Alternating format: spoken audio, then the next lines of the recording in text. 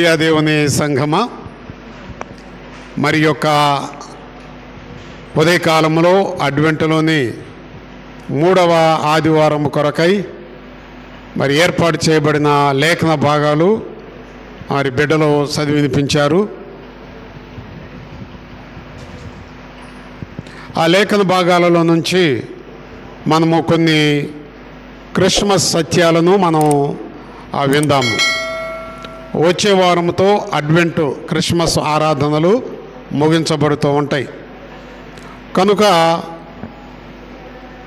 మరి ఈ అడ్వెంట్లోని 3వ ఆదివారం కొరకై ఏర్పాటు చేయబడిన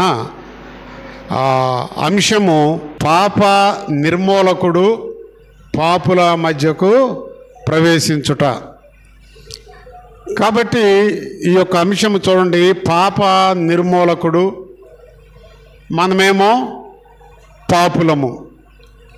పాప నిర్మూలకుడు అంటే పాపము లేనివాడు, పాపమును నిర్మూలించేవాడు, పాపమును పరిహరించేవాడు, పాపము యొక్క ఉనికిని లేకుండా చేయ శక్తి కలిగిన వాడు.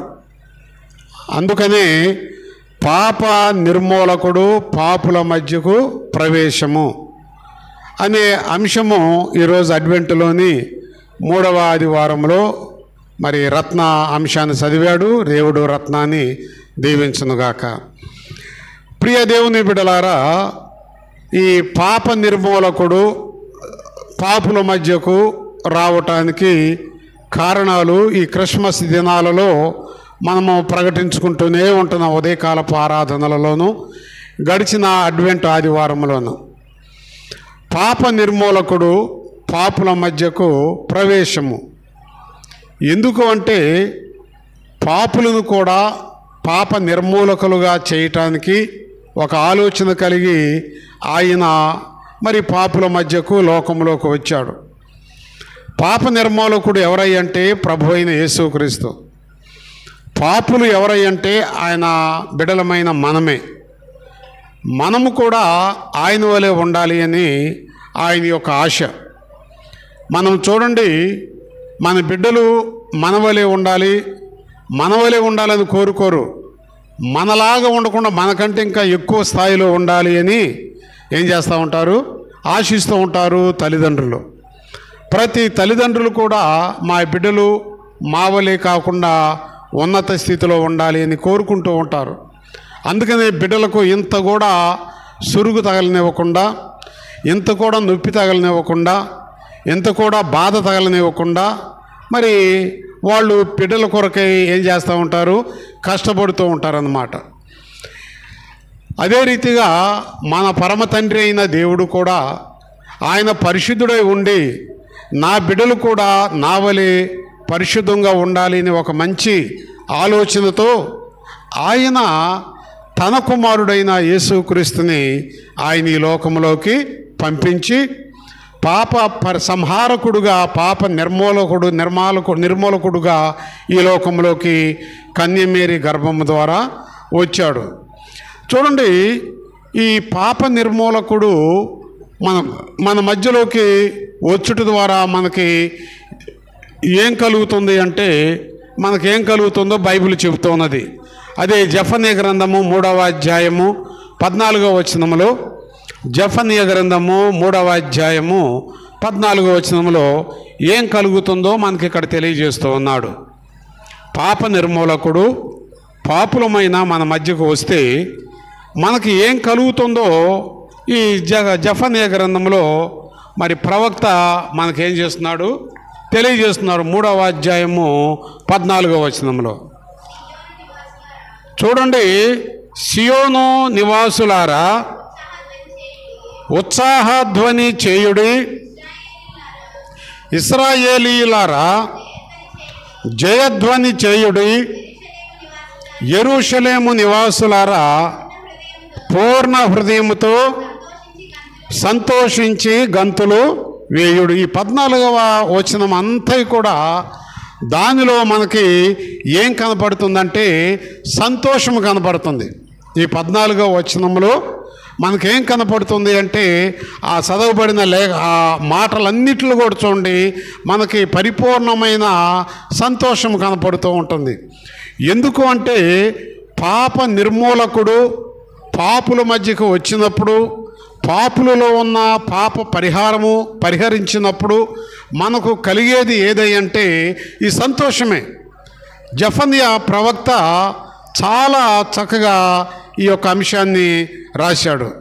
ప్రభువు మన మధ్యలోకి వచ్చుట ద్వారా మనకు కలిగేది ఏదంటే సంతోషము.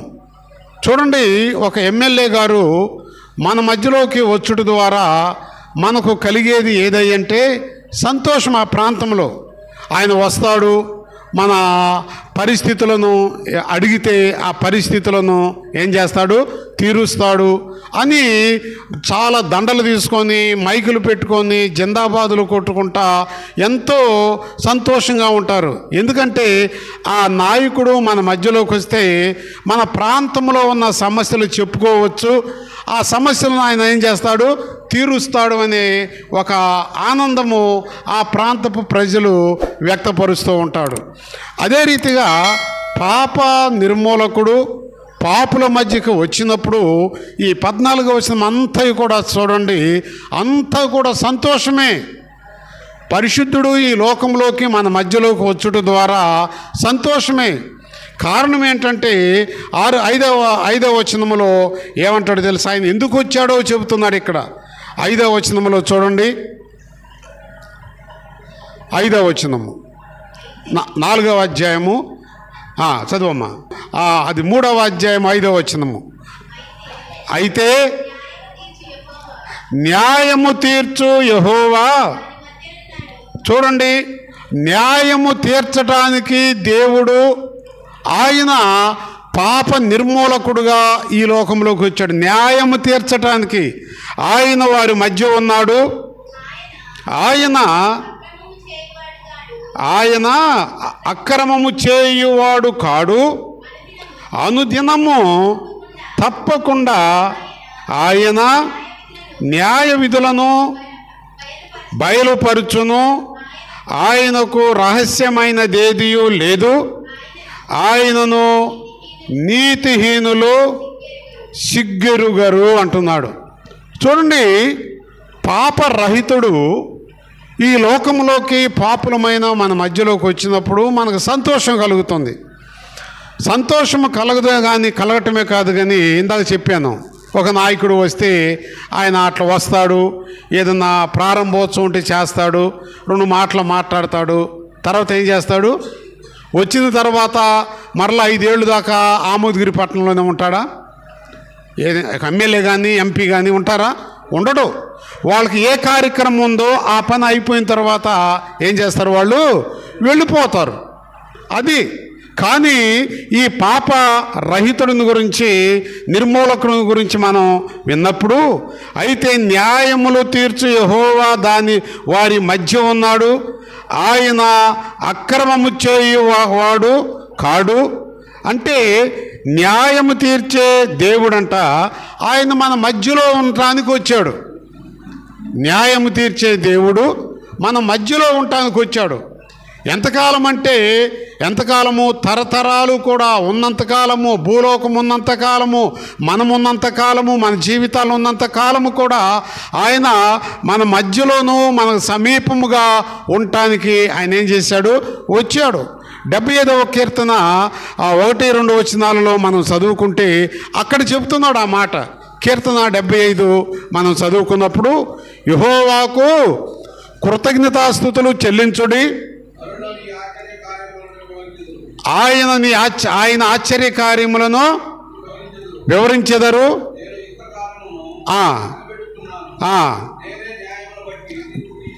తీర్పు తీర్చున్నాను భూమియు.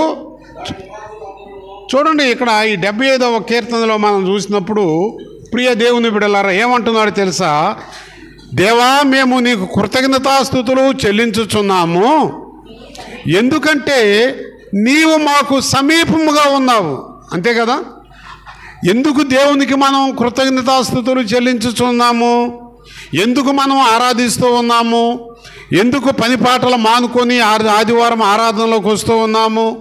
ఎందుకు ఆ దేవాతి దేవునికి మనం కలిగిన కష్టంలో నుండి అర్పణలు చెల్లిస్తూ ఉన్నాము? ఎందుకు అంటే ఇక్కడ కీర్తనకారుడు చెబుతున్నాడు, దేవా మేము నీకు కృతజ్ఞతాస్తుతులు చెల్లిస్తూ ఉన్నాము. ఎందుకు చెల్లిస్తున్నాము అంటే నీవు మాకు ఏమై ఉన్నావు? సమీపముగా ఉన్నావు. అది ఇక్కడ కూడా మనము ప్రియ దేవుని బిడ్డలారా, ఆయన మన మధ్యలోకి వచ్చుట ద్వారా పాప నిర్మూలకుడు. ఎందుకు సంతోషిస్తున్నామో తెలుసా? ఇక్కడ అంటున్నాడు, మనం చదువుకున్న జెఫన్యా గ్రంథములో కూడా, అయితే న్యాయము తీర్చు యెహోవా వారి మధ్య ఉన్నాడు. ఆ సంఘము, ఆ సమాజము, ఆ ఇజ్రాయేలీయుల యొక్క గోత్రాలు వారి మధ్యలో ఆయన ఉన్నాడు. వారికి ఆయన సమీపముగా ఉన్నాడు. ఈనాడు నీవు నేను కూడా ఆ ప్రభు యొక్క రాకడను బట్టి, ఆ బాలుడు యొక్క ప్రవేశాన్ని బట్టి, ఆ పాప నిర్మూలకుడు యొక్క రాకడను బట్టి మనం ఎందుకు సంతోషిస్తున్నామంటే ఆయన వచ్చి మనల్ని చూసి వెళ్ళటానికి రాలేదు. మన ప్రతి పాపమును కూడా నిర్మూలించటానికి పాప నిర్మూలకుడుగా ఆయన మన మధ్యలోనికి వచ్చి ఉన్నాడు. పాపులమైన మనలకు పాప నిర్మూలకుడైన యేసయ్య వచ్చి ఉన్నాడు. వచ్చి ప్రియ దేవుని బిడలారా, మన ప్రతి పాపాన్ని కూడా ఆయన తన మాటల ద్వారా, తన వాక్యము ద్వారా నిర్మూలిస్తూ ఉన్నాడు. అందుకని ఈ వాక్యము చదువుట ద్వారా పాప నిర్మూలకుడు పాపాన్ని ఎప్పుడు నిర్మూలిస్తాడు అంటే ఈ వాక్యమే ఆయన మాట ఉన్నది. ఈ వాక్యమే మనలో ఉన్న చదువుడు ద్వారా మనలో ఉన్న పాపాన్ని ఏం చేస్తున్నాం? అది నిర్మూలిస్తూ ఉంటుంది. అందుకనే వాక్యమే శరీరధారి అయి కృపాసత్య సంపూర్ణుడుగా భూలోకములోకి వచ్చెను అని యోహాను భక్తుడు తెలియజేస్తూ ఉంటాడు. పరలోకములో దేవుడు గాబ్రియేలు దూతకు ఒక మాట చెప్పాడు, మరియుతో ఈ మాట చెప్పని. ఆ మాట దూత తన హృదయంలో పెట్టుకొని భూలోకంలోకి వచ్చింది. ఆ మాట ఏదంటే దేవుని యొక్క వాక్యము. ఆ వాక్యము మరియుతో చెప్పింది, నీవు ధన్యురాలవు, నీకు శుభం కలుగుతుంది, నీవు బిడ్డను కంటావు.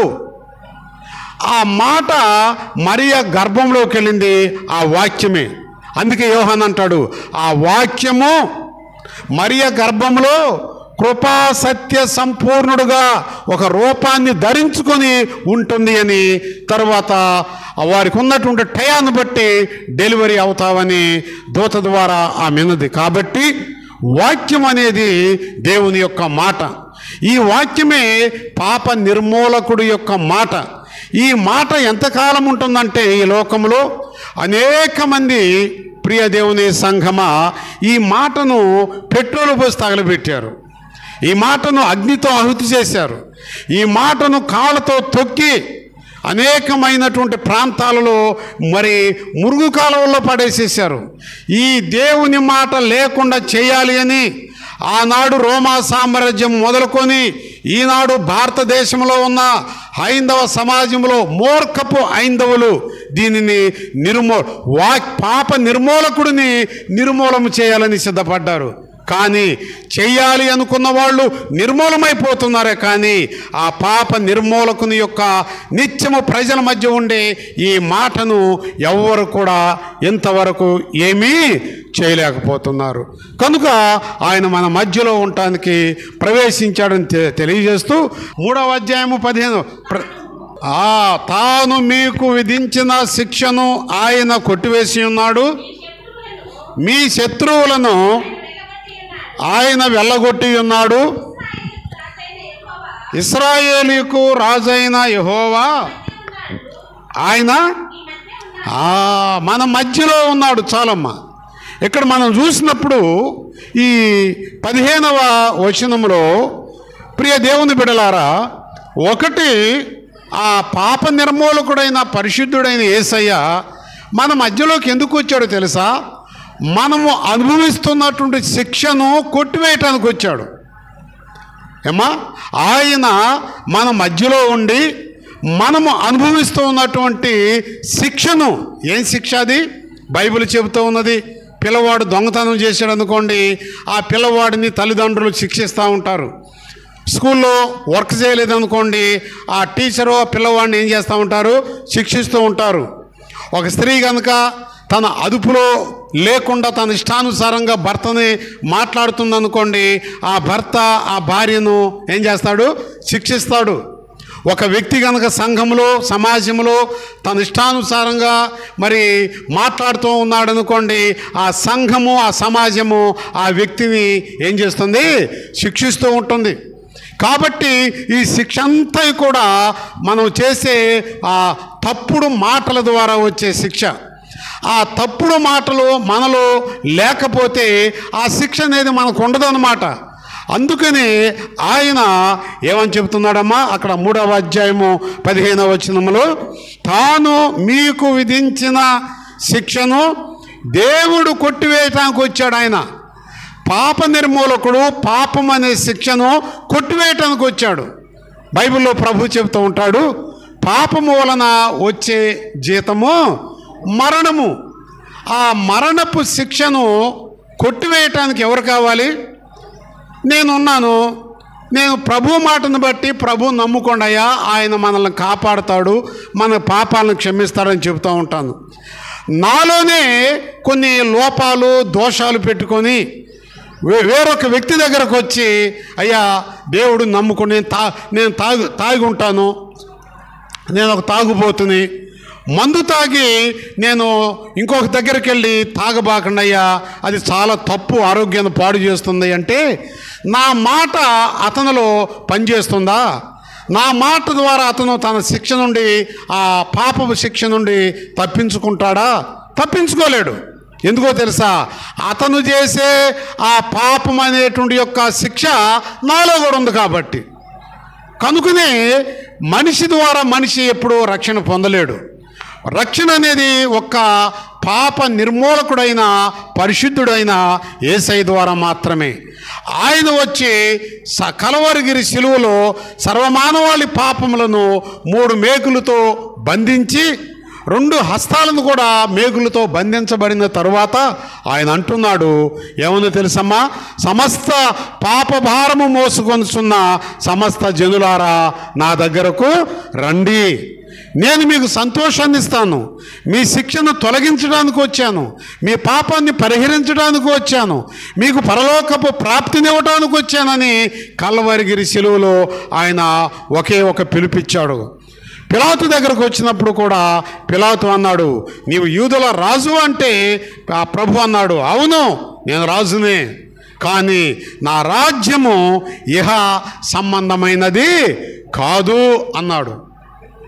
ఈ రీతిగా ప్రభు ద్వారా మాత్రమే మానవునికి ఇటువంటి యొక్క బంధకాలలో నుండి, శిక్షలో నుండి విడుదల కలుగుతుందే. కానీ చాలా సంఘాలను నేను చూస్తాను, ఒక ఇంట్లో సమస్య వస్తే ఆ సంఘస్థులు ఎవరికి చెబుతారమ్మా? ఒక ఇంట్లో సమస్య వచ్చిందనుకోండి, ఆ వ్యక్తులు ఎవరికి చెప్తారు? ఆ సంఘంలో సంఘ పెద్దలకు చెబుతారు. అంతే. వాళ్ళు ఏం చేస్తారు, వాళ్ళందరూ మాట్లాడుకొని ఆ సమస్యను, ఆ అమ్మాయి వెళ్ళిపోయిన పుట్టింటికి వాళ్ళు అక్కడికి వెళ్తారు. ఒకప్పుడేమో తెలియదు, కానీ ఇప్పుడు కూడా చాలా వరకు ఏం చేస్తారో తెలుసా, సమస్యను తీర్చడానికి కొన్ని సంఘాలలో సంఘ పెద్దలకు ముందు ఏం చేయాలి, వీళ్ళు పెట్టుబడి పెట్టాలి. వీళ్ళే వాళ్ళు సమస్య రావాలని కొంతమంది సంఘ పెద్దలు కోరుకుంటారు. సంఘంలో ఉన్నారు వాళ్ళు సమస్యల కోసం ఎదురు చూస్తారు, సావుల కోసం ఎదురు చూస్తారు. సచ్చినా, సమస్య వచ్చినా, పండుగ వచ్చినా, వాళ్ళకి ఒక మనిషి చచ్చిపోయాడు అనుకో వాళ్ళకి పండగే. ఒక భార్యాభర్తల మధ్య గొడవలు వచ్చి విడిపోయారు అనుకో వాళ్ళకి పండగే. ఇట్లా సమస్యకు వాళ్ళకి ఎందుకు సంతోషిస్తారు అంటే, వాళ్ళు భారీగా వాళ్ళకి మందు పోయించాలి, మందు పోపించి అక్కడ వెళ్ళాలి. వెళ్ళి ప్రియ దేవుని బిడ్డలారా, మరి అక్కడ సమస్యను ఇంకా పెద్దది చేసి వస్తూ ఉంటారు. ఓయ్ అయ్యో నువ్వేం చెబుతావు, పోయా నువ్వు ఒక పెద్ద పెద్ద తాగుబోతు, తాగొచ్చి సమస్య తీరుస్తారంట. ఎంత పెద్దనే మాట కూడా గౌరవం లేకుండా ఎంత హీనంగా మాట్లాడతారంటే, కారణం ఏంటి తెలుసా, ఇతనే వాళ్ళ సమస్యను తీర్చడానికి వెళ్లకుండా వెళతాడు, కానీ ఒక సమస్యగా పోతాడు. ఒక సంఘంలో నన్ను అన్నారు, పాష గారు మీరను ఇంకా పలానా వ్యక్తి ఆ అమ్మాయి దగ్గరికి వెళ్ళి మాట్లాడి తీసుకురండి అన్నాడు. ఇదేంటమ్మా, సంఘ పెద్దలు ఉన్నారు కదమ్మా, అది నా పని కాదన్నాను. అయ్యో వాళ్ళని చూస్తుంటే భయం వేస్తుందండి, వాళ్ళని చూస్తుంటే ఎంతో పెట్టుబడి పెట్టాలండి, అవో భయం వేస్తుందండి, వెళ్ళినా ఆ సమస్య తీరదండి. చూడండి, ఇట్లా మన సంఘం అని నేను అంటలేదు, అనేక సంఘాలలో సమస్యలను తీర్చే నాయకులే సమస్యగా మారిపోతూ ఉంటున్నారు. చాలా ఘోరం అన్నమాట. వాక్యం ద్వారా సంఘాన్ని ఆదరించే సేవకులే సంఘాలకు సమస్యగా మారిపోతూ ఉన్నారు. అనేక సంఘాల్లో నేను చూశాను, మన బిఎఫ్ఎల్సీలో చూశాను. ట్రాన్స్ఫర్ అయిన తర్వాత మన హెడ్ ఆఫీస్కి సంఘం నుంచి ఫోన్లు, అయ్యా ఈ పాష గారిని మమ్మల్ని మార్చండి అయ్యా. ఎందుకయ్యా అంటే 45 నిమిషాల వాక్యంలో దాదాపు 25 నిమిషాలు ఆయన కానుకల గురించి చెబుతాడయ్యా. మాకు ఒక సమస్య ఇదేదో మాకు అర్థం కావట్లేదు, మాకు మంచిగా వాక్యం చెప్పేవాళ్ళనే పంపించండి అయ్యా. ఇంకోరు అంటూ ఉంటారు, అయ్యా ఈ పాష గారిని మార్చండి అయ్యా. ఎందుకమ్మా ఆ పాష గారిని మార్చాలంటే, ఎవరైనా గృహాలు దర్శించినప్పుడు వాళ్ళలో ఉన్న సమస్య చెబితే దానిని ఏడుందో వాక్యానికి జోడించి వాళ్ళని మే నెల రోహిణీ కార్తెలు ఎండేసినట్టు ఎండేస్తున్నాడు అయ్యా. వాక్యాన్ని పక్కన పెట్టి వాళ్ళని గురించి నలుగురు వాళ్ళ వైపు చూస్తున్నారు. 2వ వారంలో వాళ్ళు చర్చికి రాలేకపోతున్నారు. అయ్యా ఎట్టు మాకు వాక్యం చెప్పి వాళ్ళని పంపించండి అయ్యా. చూడండి ప్రియ దేవుని బిడ్డలారా, సేవకుడి ద్వారా ఆదరణ, సేవకుడి ద్వారా సంతోషము, సేవకుడు దేవుని మాటలు చెప్పుడు ద్వారా సమాధానము సంఘానికి కావాలి, కానీ సంఘ సేవకుడు సంఘానికి సమస్యగా ఉండకూడదు, సంఘ పెద్దలు సంఘానికి సమస్యగా ఉండకూడదు. అదే రీతి సంఘములో ఉన్నటువంటి ఇంకనూ వయసులో పెద్దవాళ్ళు ఉంటారు, మాటకారులు ఉంటారు, వాళ్ళు సంఘానికి సమస్యగా ఉండకూడదు. సమస్యగా ఉంటే ఆ సంఘము ఆ పరిస్థితులు ఎక్కడికి వెళ్ళాయంటే పోలీస్ స్టేషన్ దగ్గరికి వెళ్తూ ఉంటాయి, పోలీస్ స్టేషన్ దగ్గరికి. కాబట్టి ప్రియ దేవుని బిడ్డలారా, మన శిక్షను తీసివేయటానికి, మన శిక్షను కొట్టివేయటానికి, మన సమస్యలను పరిహరించటానికి, నిర్మూలించటానికి పాప నిర్మూలకుడు పాపుల మధ్యకు ఆయన ప్రతిబాలుడుగా వచ్చి ఉన్నాడు. బైబిల్లో మనం చూస్తే 3వ అధ్యాయము 17వ వచనాన్ని కూడా మనం చూస్తే చూడండి, మీ దేవుడైన యెహోవా మీ మధ్య ఉన్నాడు, ఆయన శక్తిమంతుడు, ఆయన మిమ్మల్ని రక్షించును, ఆయన బహు ఆనందముతో మిమ్మల్ని బట్టి సంతోషించును. మీ యొద్ద తనకున్నటువంటి ప్రేమను బట్టి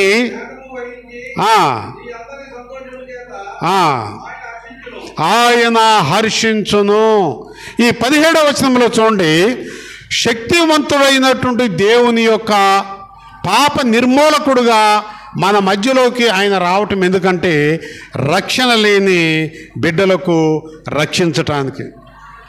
భార్యకు రక్షకుడు ఎవరంటే భర్త, బిడ్డలకు రక్షకులు ఎవరంటే తల్లిదండ్రులు, సంఘానికి రక్షకులు ఎవరంటే శారీరకంగా కాపరి.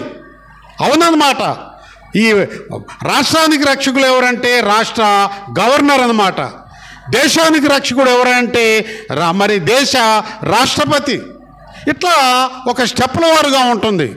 కానీ రక్షకులే భక్షకులుగా అయితే ఆ ప్రజల పరిస్థితి ఏముంటుందో ఒకసారి మనం ఆలోచించుకుందాం. ఇక్కడ అంటున్నాడు, శక్తిమంతుడైనటువంటి పాప నిర్మూలకుడు రాకడ మనకేమై ఉందో తెలుసమ్మా? రక్షణ అయి ఉన్నది, రక్షణ అయి ఉన్నది. ఆయన రాకడ, ఆయన మరి ఈ లోకంలోకి ప్రవేశించుట ద్వారా మనకి ఏంటి ఆ సంతోషము, ఆ సమాధానము, ఆ మేలు ఏంది అంటే అది మనకు రక్షణ. ఆయన మనకేమై ఉన్నాడు? యేసు క్రీస్తు అంటే ఆ పేరులోనే ఏముందో తెలుసండి? రక్షణ అనేది ఉన్నది.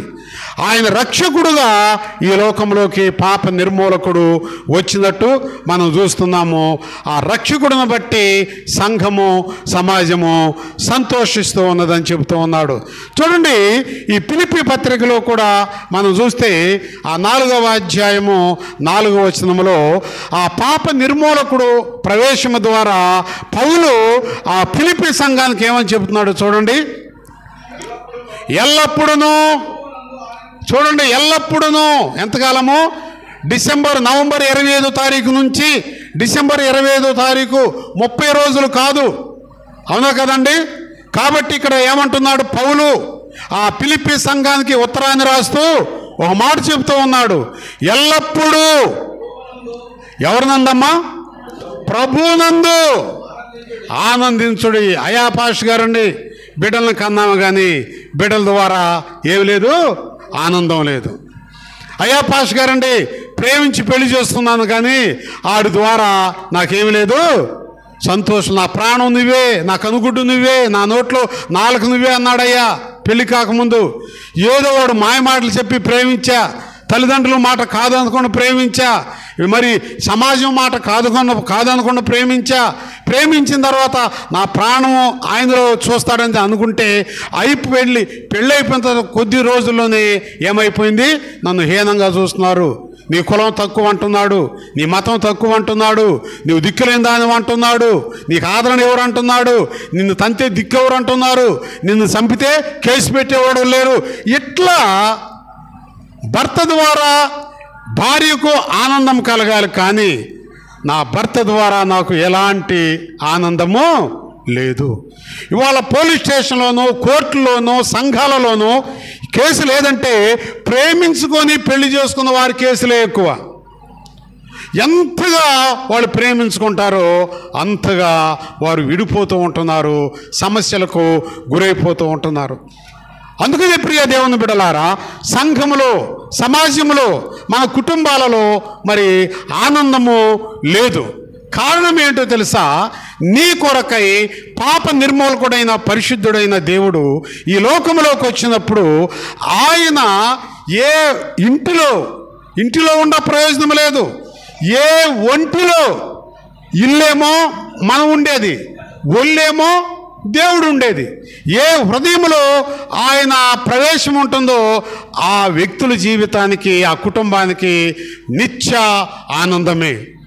ఫిలిప్పీ సంఘము అందరూ కూడా దేవుణ్ణి స్తుతిస్తూ ఉన్నారు, ఆరాధిస్తూ ఉన్నారు, అన్నీ చేస్తూ ఉన్నారు, పండుగలు చేసుకుంటూ ఉన్నారు.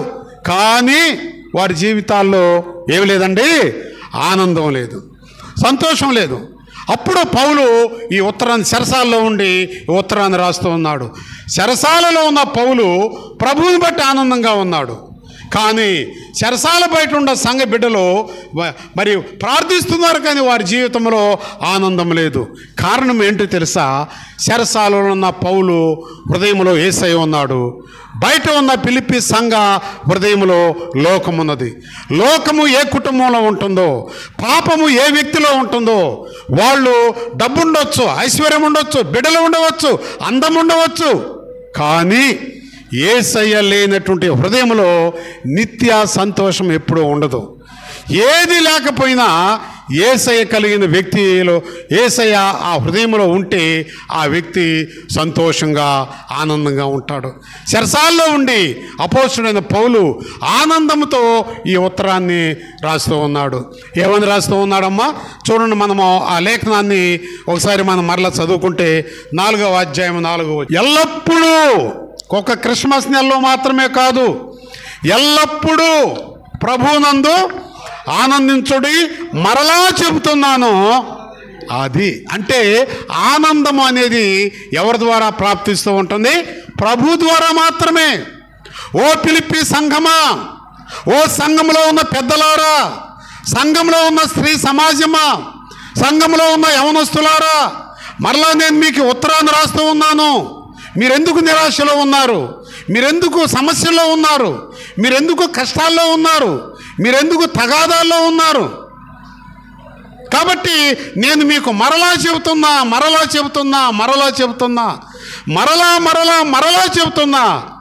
ప్రభు ద్వారా మాత్రమే ఆనందము. ప్రభువుని ప్రక్కన పెడితే సమస్య సంగమా. ప్రభు ద్వారా మాత్రమే ఆనందం. కాబట్టి నేను మీకు మరలా చెబుతున్నాను, ప్రభునందు ఏమంటున్నాడమ్మా, ఆనందించుడు. యేసయ్య ద్వారా ఆనందము. ఆ ఆనందాన్ని మనతో పంచుకోవటానికి పాప నిర్మూలకుడైన పరిశుద్ధుడైన యేసయ్య తన పరిశుద్ధమైన లోకాన్ని వదిలిపెట్టి పాపులమైన మన మధ్యకైనా వచ్చి ఉన్నాడు. పరలోకపు ఆనందాన్ని పాపులకు అందించటానికి, పరలోకపు సంతోషాన్ని పాపుల జీవితాల్లో ప్రవేశపెట్టడానికి ఆయన ఈ లోకంలోనికి వచ్చి ఉన్నాడని మనకి తెలియజేస్తూ ఉన్నది. ప్రియ దేవుని బిడ్డలారా, అదే 4వ అధ్యాయం ఫిలిప్పి 7వ వచనాన్ని కూడా మనం చదువుకుంటే చూడండి, పౌలు వాళ్ళని ఆ మాట హెచ్చరిస్తూ వాళ్ళని దీవిస్తూ ఉన్నాడు. పౌలు ఏం చేస్తున్నాడండి, సేవకుని యొక్క నోటిలో నుండి సంఘానికి ఆశీర్వాదమే వెళ్ళాలి, ఆశీర్వాదమే వెళ్ళాలి. సేవకుడి ద్వారా సంఘానికి బ్లెస్సింగ్ వెళ్ళాలి, ఆశీర్వాదము దీవెన వెళ్ళాలి. చెరసాలలో ఉండి కూడా పౌలు ఎప్పుడు కూడా తనను గురించి తాను ఎప్పుడు కూడా ఆలోచించుకోవాలి. సంఘాన్ని చెబుతున్నాడు, మీరు ప్రార్థన చేయండి, మీరు ప్రభువులో ఉండండి, మీరు సంతోషంతో వర్షిప్ చేయండి. ఈ 14 సంఘాలకి పౌలు అదే మాట చెబుతూ ఉన్నాడు. తనను గురించి, తన శ్రమను గురించి పౌలు బోండాలతో ఆయన దేహాన్ని చెరసాలలో ఏం చేశారండి, బంధించారు. చెరసాలలు పెట్టి మరి చెరసాలను బిగించారన్నమాట తాళాలతో. ఆ స్థితిలో ఉండి కూడా ఆ బోండాల యొక్క రాపిడికి చేతులు రాసుకొని పోయి రక్తము కారుతూ ఉన్నది ఆ చెరసాలలో. కాళ్ళు మెడ దగ్గర, మెడ కూడా గొలుసేస్తారు, ఆ గొలుసుల యొక్క రాపిడికి మెడ దగ్గర చేతులు కాళ్ళకి రాపిడితో అవి రాసుకొని రక్తము కారుతూ ఉన్నది. ఆ రక్తపు మడుగులలో మోకరించి పౌలు, ఓ ఫిలిప్పీ సంఘమా, మీరు ప్రభునందు ఆనందించుడి అని చెప్తూ నేను మిమ్మల్ని ఆశీర్వదిస్తున్నాను అన్నాడు. సమస్త జ్ఞానమునకు మించిన చదువయ్యా, అప్పుడు సమస్త జ్ఞానమునకు మించిన దేవుని సమాధానము ప్రభు వలనే. ఆయన మాట మరిచిపోట్ల. సంఘానికి చెప్పేటప్పుడు ప్రభువు, క్రీస్తు, దేవుడు ఈ మాట లేకుండా పౌలు ఎక్కడ ఏ మాట చెప్పల. అందుకనే యేసు ప్రభు వలన మీ హృదయములకు, మీ తలంపులకు కావలియుండును, తోడయ్యుండును గాక. ప్రియ దేవుని బిడ్డలారు, ఇక్కడ మనం చూసినప్పుడు ఆ పౌలు ఏమంటున్నాడు తెలుసా, సమస్త జ్ఞానమునకు మించిన దేవుని సమాధానము. రెండవదిగా ఆయన పాపరహితుడుగా మన మధ్యలోకి ఎందుకు వచ్చాడంటే, పాప నిర్మూలకుడుగా ఎందుకు వచ్చాడు అంటే, ఒకటి మనకు ఆనందాన్ని ఇవ్వటానికి, రెండవదిగా ప్రియ దేవుని బిడ్డలారా మనకు సమాధానం ఇవ్వటానికి. ఈ రెండే ఈనాడు వ్యక్తుల జీవితాల్లో లేవు. కాలం గడుస్తూ ఉన్నది, కుటుంబాలు జరుగుతూ ఉన్నవి, కానీ ఒక్కొక్క కుటుంబాలలో ఎంత కొంపటలు ఉన్నాయో ఆ కుటుంబాలకు తెలుసు. నేను కొన్ని కుటుంబాలను దర్శిస్తూ ఉంటున్నాను. నేను దర్శించినప్పుడు ఆ ఇంట్లో వాళ్ళ ముఖాలు చూస్తాను, వాళ్ళ యొక్క మాట తీరుని చూస్తాను, వెంటనే నేను గ్రహిస్తాను వీళ్ళు పైకి నేను ఆ సేవకుడుగా వచ్చాను కాబట్టి అట్టుండారు, కానీ వీళ్ళ యొక్క హృదయాలలో ఘోరమైనటువంటి సమస్యతో ఈ భార్య భర్తల మధ్య ఉన్నది అని నేను గ్రహిస్తాను. ప్రియ దేవుని బిడ్డలారా, ఆ జ్ఞానము దేవుడు సేవకులు ఇస్తూ ఉంటాడు. అప్పుడు ఆ కుటుంబాన్ని గురించి ప్రార్థన చేయవలసిన బాధ్యత నాది. అంతేగాని అది తీసుకొని ఆ కుటుంబస్తులు భార్యకి భర్త గొడవలట్టుకుంది, మాటలు ఇవ్వట్టుకుంది, చాలా దిగజారిపోయారు, దేవుడు వారిని చెప్పించాడు అని నేను చెప్పుతా తిరిగితే అది ఎంత ఘోరమైన పాపమో. కుటుంబంలో ఉన్న పరిస్థితులు గ్రహింపగలిగిన గ్రహింపు సేవకుడికి ఇచ్చినప్పుడు సేవకుడు చేయవలసింది బాధ్యత ఏదో తెలుసమ్మా, ఆ బిడ్డల గురించి, అయ్యా ఆ భార్య భర్తలు సమస్యలో ఉన్నారట్టుకుందయ్యా, నీ చిత్తమైతే వారిని దర్శించి ఆ సమస్యలో నుంచి వారికి సమాధానము దైత్యం. ఆ ఆనందము, ఆ సమాధానం ఇవ్వటానికి సమస్త జ్ఞానానికి మించిన దేవుడు ఆయన పాపరహితుడుగా ఈ లోకంలోనికి వచ్చి ఉన్నాడు. చూడండి, సువార్త పాఠ్య భాగంలో చూస్తే అక్కడ కూడా ఇంకో మాట ఏమంటున్నాడు తెలుసా? దేవుని యొక్క సమాధానము కలిగినటువంటి మనమేం చేయాలో చెబుతున్నాడు. సమాధానం కలిగి ఉంటాము, ఇక మనమేం చేయాలి? అంతే కదమ్మా. మనము ప్రభు యొక్క సమాధానం అంటే ఆశీర్వాదము, అది పొందిన తర్వాత మనమేమి చేయాలో ఇక్కడ ఏం చేస్తున్నాడు ప్రభు చెబుతూ ఉన్నాడు. 3వ అధ్యాయము లూకా శుభవార్త 3వ అధ్యాయము 11వ వచనంలో ఒక మాట చెబుతూ ఉంటాడు. అక్కడ చదువమ్మా. చూడండి, మనం ఏం చేయాలి? అంతకుముందేమో మనకు సమాధానం ఇచ్చాడు, ఇప్పుడేమంటున్నాడు? ఆ సమాధానము, ఆ ఆనందము కలిగిన బిడ్డలు ఏం చేయాలో చెబుతూ ఉన్నాడు. అప్పుడు అతడు చూడండి, 2 అంగీలు అంటే వస్త్రాలు గలవాడు, లేనివానికి ఇయ్యవలననియు, ఆహారము గలవాడు అలాగే లేని వారికి ఇవ్వాలనియు. దేవుని సమాధానము, దేవుని ఆనందము కలిగిన మనము ప్రియ దేవుని బిడ్డలారా ఏం చేయాలో కూడా ప్రభు చెబుతున్నాడు. ఏం చేయాలో చెబుతూ ఉన్నాడు. నేను దొడదేవరపాటులో ఉన్నప్పుడు ఒక ఆమె ఆ రోడ్డు దగ్గర క్రిస్మస్ పండగ రోజు రోడ్డు దగ్గర పచ్చడి నూరుతూ ఉంది. మంచి విశ్వాసి, ఆమె పేరు ఉసిమ్మమ్మ, పెద్ద వృద్ధురాలు. ఆ క్రిస్మస్ పండగ రోజు ఉదయకాలంలో ఆ పండగ రోజు ఆ ఇంటి ప్రార్థన చేస్తాను కాబట్టి ఆ ఇంటికి కూడా వెళ్ళాను. ఉదయాన్నే లేచి పచ్చడి నూరుతూ ఉంది. నేను అన్నాను, ఏందమ్మా ఈరోజు చట్నీ నూరుతున్నాం ఏంటి, పండగ కదా ఉసిమమ్మ అని అంటే అంది కదా, అయ్యా ఏదో తినాలని నూరుతున్నాను అయ్యా అంది. కాదమ్మా, ఏదో నువ్వు అన్నప్పుడు వాళ్ళ కొడుకు వచ్చి ఆయన అన్నాడు అనమాట, అయ్యా మా అమ్మ చెప్పింది. ఏమని చెప్పిందా అంటే, ఈరోజు మనం ఏదో మంచి బలమైన ఆహారం తింటాము, ఆ బలహీనమైన ఆహారం లేని వాళ్ళు ఎంతోమంది వీర్లపాడు, దొడదేవరపాడు ఆ ప్రాంతంలో ఉన్నారు, అడుక్కునే బిడ్డలు. కాబట్టి మనము ఈ ఆహారం తింటే పచ్చడితో మనము బలమైన ఆహారంలో కొంత డబ్బు ఉంటుంది కదా, అది ఇదిగో మా క్రిస్మస్ పండుగ సందర్భంగా మా దేవుడు నీకేమన్నాడని ఒక బలహీనమైన వ్యక్తికి ఇస్తే ఆ క్రీస్తు యొక్క గొప్పతనం వాళ్ళు తెలుసుకుంటారయ్యా. అందుకని ఇవాళ పచ్చడి నూరుతున్నాను, మీరు కూడా తినండి అని బిడ్డలకు చెప్పుకొని, కోడళ్ళకు చెప్పుకొని నిజంగా ఒక నూతనమైన ఆ వృద్ధాప్యంలో ఉన్న తల్లిని గురించి నూతనమైన సత్యాన్ని నేను తెలుసుకున్నాను. నిజమే ప్రియ దేవుని బిడ్డలారా, ఆ క్రిస్మస్ పండగ ద్వారా ఆ ఇళ్ళమ్మట వస్తూ ఉంటారు కదా, వాళ్ళకి ఆమె కొంత డబ్బు ఇచ్చింది. అయ్యా ఈరోజు మా క్రీస్తు పుట్టినరోజు, నువ్వు నమ్ముకున్నావు ప్రభుని, లేదండి మేము చర్చికి వెళ్ళము. సరే చర్చికి వెళ్ళకపోతే వచ్చావు కాబట్టి ఇదిగో ఈ డబ్బులు తీసుకో, యేసయ్య నిన్ను మంచి ఆహారం తినమన్నాడు, ఈ డబ్బులు తీసుకో అని అతనికి చెప్పినప్పుడు ఆయన గ్రహించాడంట, యేసయ్య బిడ్డలు నిజంగా ఎంత ప్రేమ కలిగిన వారని. ఆ పండగ టైంలో మధ్యాహ్నము ప్రార్థనలో అతను కూడా వచ్చి బయట పందిరి కింద కూర్చున్నాడు. ప్రార్థన అయిపోయిన తర్వాత అతను వచ్చి మరి నమస్కారం చేసి ఆ ఉసిమమ్మ చెప్పినటువంటి మాట అక్కడ సాక్ష్యంగా చెప్పాడు. నిజంగా యేసయ్య బిడ్డలే ఎంత ప్రేమతో ఉంటే యేసయ్య ఇంకా ఎంత ప్రేమ గలవాడని చెప్పి నిజంగా ఆయన సాక్షి చెప్పాడు. ఆ రోజు నుంచి ఎక్కడ అడుక్కున్నాను సరే ఆదివారము ఆరాధనలోకి ఆ సంఘంలోకి వస్తూ ఉండేవాడు.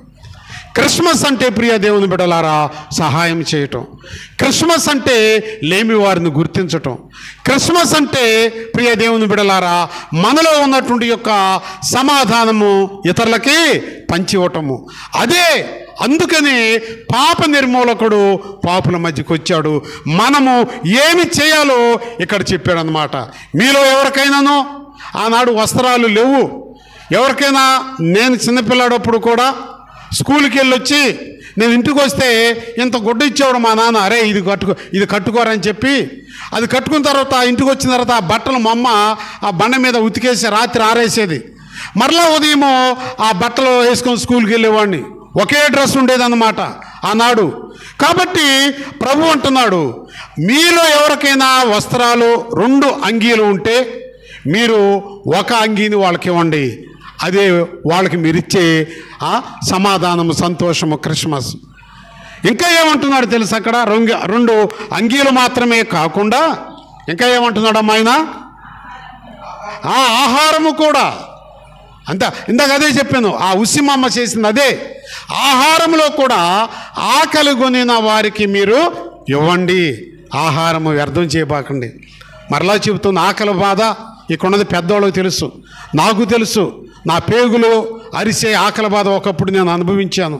ప్రియ దేవుని బిడ్డలారా, ఆకలి బాధ ఎవరికి వండుకున్న ఆహారాన్ని పండుగ దినాల్లో కావచ్చు, ఎప్పుడైనా కావచ్చు, ఇసిరి పడేస్తూ ఉంటారు, తొట్టిలో పడేస్తూ ఉంటారు. రకరకాలుగా ఆ భోజనాన్ని నేను అన్నం తినేటప్పుడు మా పిల్లలు కూడా చూస్తారు.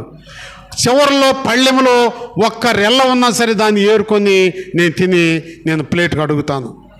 ఆ ఒక్క రెల్ల మన కంచంలోకి రావటానికి ఎన్ని కష్టాలలో నుంచి ఆ రెల్ల మన దగ్గరకు వచ్చిందో అనే ఆలోచన నేను ఆలోచిస్తూ ఉంటాను. ప్రియ దేవుని బిడ్డలారా, అందుకని ఆహారము కలిగిన వారు లేని వారికి కూడా, అమ్మ ఇవాళ మా క్రిస్మస్, కొంచెం అన్నం పెట్టమ్మా అని వస్తారనుకో, నిజమే అమ్మ ఇవాళ క్రిస్మస్ పండుగ, యేసయ్య మీకు ఇదిగో ఈ పలావు పెట్టమన్నాడు, యేసయ్య మీకు ఈ చికెన్ అయ్యమన్నాడని నీ ఇంటికి వచ్చిన వారికి మీరు వండుకున్న దాంట్లోనే ఇంత మంచి ఆహారము, మంచి కర్రీ వాళ్ళకి ఇస్తే యేసయ్య మాట చెప్పి ఇవ్వండి. అంతే, యేసయ్య మాట చెప్పి యేసయ్యను చూపించండి. బట్ట ద్వారా యేసయ్యను చూపించండి, ఆహారం ద్వారా యేసయ్యను చూపించండి. వారు యేసయ్య ప్రేమ, ఏళ్లలోనే అంత ప్రేమ ఉంటే యేసయ్యలో ఎందుకు ఉండదని చెప్పి ఆ అవగాహనలోకి వాళ్ళు వస్తారు. ప్రియ దేవుని బిడ్డలారా, అందుకని చివరగా మనం చూస్తే దేవుని యొక్క వాక్యంలో ఈ 12వ వచనం నుండి 14వ వచనం వరకు కూడా చదవద్దు, కానీ అక్కడ అంటున్నాడు, సైనికులు ఏం చేయాలి, సొంకరులు ఏం చేయాలి అని, మేమేమి చేయాలి, మేమేమి చేయాలి, మేమేమి చేయాలి అని వాళ్ళందరూ కూడా వచ్చి ఎవరిని అడుగుతున్నారమ్మా? వాళ్ళు ప్రభువుని అడుగుతుంటే, ప్రియ దేవుని బిడ్డలారా, అప్పుడు ప్రభు వాళ్ళకేం చెప్తున్నాడో తెలుసా? 15వ వచనములు అంటాడు, ప్రజలు కనిపెట్టుచు చేయకుడి,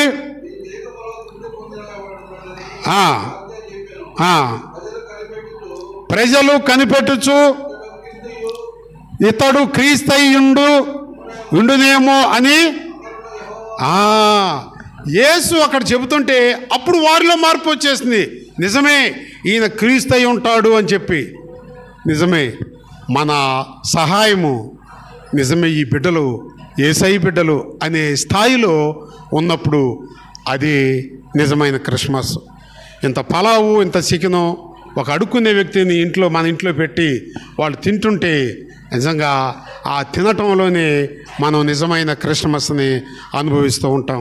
అందుకే అంటున్నాడు, ప్రియ దేవుని బిడ్డలారా, 16లో, యెహోవా నేను నీళ్ళలో మీకు బాప్తీసం, యోహాను నేను నీళ్ళలో బాప్తీసం ఇచ్చుచున్నాను, అయితే నాకంటే శక్తిమంతుడు ఒకడు వచ్చుచున్నాడు, ఆయన చెప్పుల వారు ఇప్పుడు కూడా నేను పాత్రుడను కాదు, ఆయన పరిశుద్ధాత్మలోను అగ్నిలోను మీకు బాప్తీసం ఇచ్చును, ఆయన చేట ఆయన, అది లాస్ట్లో ఎక్కడికి వచ్చాడంటే, మీరు పాప నిర్మూలకుడు మన మధ్యలోకి వచ్చి ఇన్ని 2000 సంవత్సరాలు చెబుతున్నా ఆ మాటను మనం విని కార్యాలు వేరొక రూపంలో ఉంటే ఇక్కడ ఏమంటున్నాడో తెలుసా?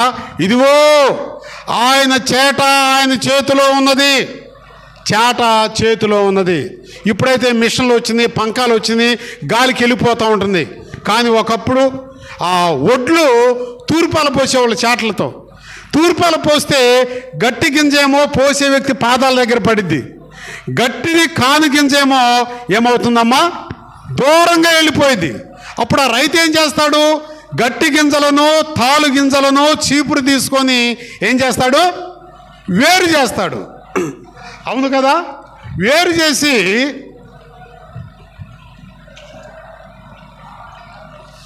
చేసి గట్టి గింజనేమో గోతాలలో పోసి కొట్టులోకి ఇంట్లోకి తీసుకెళ్తాడు. ఈ తాలుగింజనేమో ఏం చేస్తాడమ్మా? తాలుగింజను ఏం చేస్తాడు? నిప్పు పెడతాడు. అది పనికిరాదు కాబట్టి నిప్పు పెడతాడు, అగ్నితో అది కాల్చివేయబడుతూ ఉంటుంది. ఇక్కడ అదే అంటున్నాడు, నా మాటలు మీరు అంగీకరించితే మీకు సంతోషము, సమాధానము, నిత్యానందం ఇస్తాను. నా మాట విని కూడా దాన్ని పాటించకపోతే ఇదిగో ఆయన చేతిలో ఉన్నది, ఆ రాకడలో తూర్పాల పోస్తాడు. గట్టి గింజలంటే ప్రభు చిత్తాన్ని ఎరిగిన విశ్వాసులు, తాలుగింజలంటే నామకార్థంగా జీవించేవాళ్ళు. ఈ తాలుగింజ గట్టి గింజ వేరైనట్టు దేవుడు కూడా విశ్వాసులను అవిశ్వాసులను వేరు చేసి అవిశ్వాసులకేమో ఆరని నిత్య నరకాగ్నిలో కాలుస్తూ ఉంటాడు, విశ్వాసులనేమో నిత్య ఆనందము సంతోషంతో ఉండి పరలోకంలోకి ఆయనతో పాటు తీసుకొని వెళతాడు. ఇది ఈ అడ్వెంట్లోని 3వ ఆదివారం కొరకై దేవుడు మనకు చెప్పినటువంటి సత్యము. కాబట్టి ప్రియ దేవుని బిడ్డలారా, పాపరహితుడు, పాప నిర్మూలకుడు పాపుల మధ్యకి ఎందుకు వచ్చాడు అంటే ఈ రీతిగా మనలను పాపము నుండి విడిపించి, శాపము నుండి విడిపించి, బంధకాల నుండి విడిపించి, వ్యాధుల నుండి విడిపించి, ఆర్థిక ఇబ్బందుల నుండి విడిపించి, రోగాల నుండి విడిపించి మనలను పాప నిర్మూలకులుగా చేయటానికి ఆయన ఈ లోకంలోకి వచ్చాడు. ఆ ప్రభువుని, ఆ రక్షకుడిని, ఆ యేసయ్యను మన హృదయాల్లో చేర్చుకొని మనమేమి చేయాలో వాక్యం ద్వారా అది చేస్తూ ఆయన రాకడ వరకు కూడా ఆయన చేతిలో చాటలో ఉన్న తాలుగింజల వలె కాకుండా ఆ చాటలో ఉన్న గట్టి గింజల వలె మనము ప్రభు కొరకై సిద్ధపడేటువంటి యొక్క ఈ క్రిస్మస్ దినాలు మనం జరిగించుకుంటూ అటు రీతిలో సిద్ధపడాలి అని ఈ మాటల ద్వారా తెలియజేస్తూ ఈ మాటలు ముగిస్తూ ఉన్నాను. దేవుడు ఈ మాటలు తన ఇనికిడిలో దీవించునుగాక. ఆమేన్. సమస్త జ్ఞానములకు మించిన దేవుని సమాధానము యేసుక్రీస్తు వలన మీ హృదయములకు, మీ తలంపులకు తోడై ఉండునుగాక. ఆమేన్.